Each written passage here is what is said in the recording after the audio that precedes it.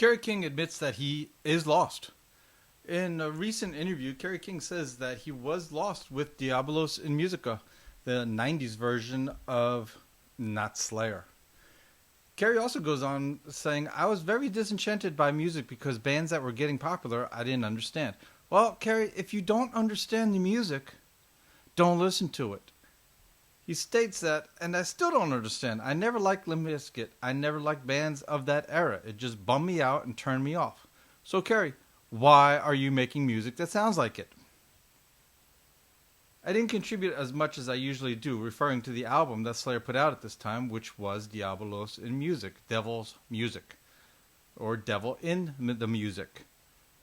And I would say it's more cacaca in music, shit in music. This is one of Slayer's worst albums. Worst selling, worst sounding, worst production. I'd even say the worst cover because it doesn't have the little slashy thing that Slayer is known for.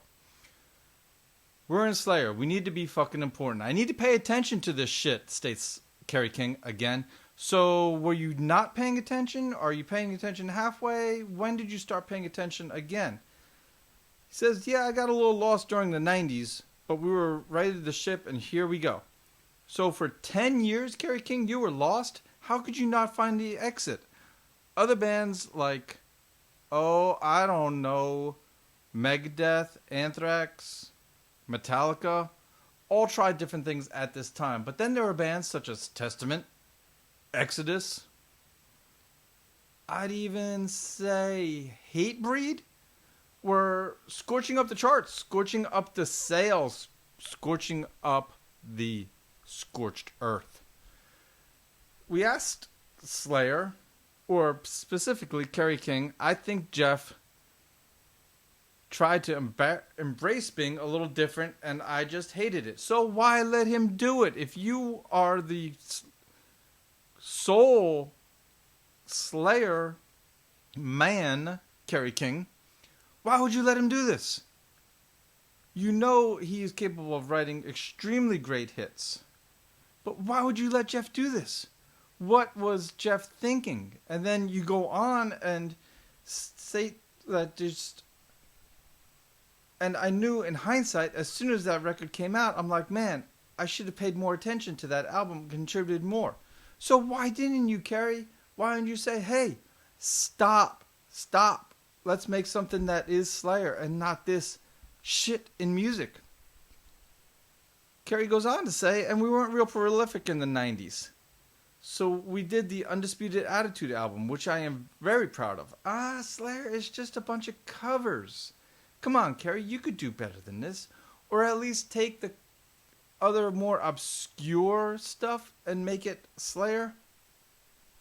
When you're writing, stuff such as Gemini, it's really slow. It's really bad.